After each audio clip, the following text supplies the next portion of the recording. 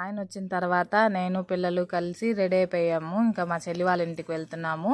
ఇంకా వెళ్తూ దారిలో అయితే కొద్దిగా స్నాక్స్ అయితే తీసుకున్నాను అనమాట. బజ్జీ బోండాలు అయితే కట్టుకున్నాము స్నాక్స్ తినడానికి. ఇంకా మా చెల్లి వాళ్ళ ఇంటికి ఎందుకు వెళ్తున్నామంటే చెల్లి వాళ్ళు ఇంకా ఒక అడుగు ముందుకైతే వేస్తున్నారు.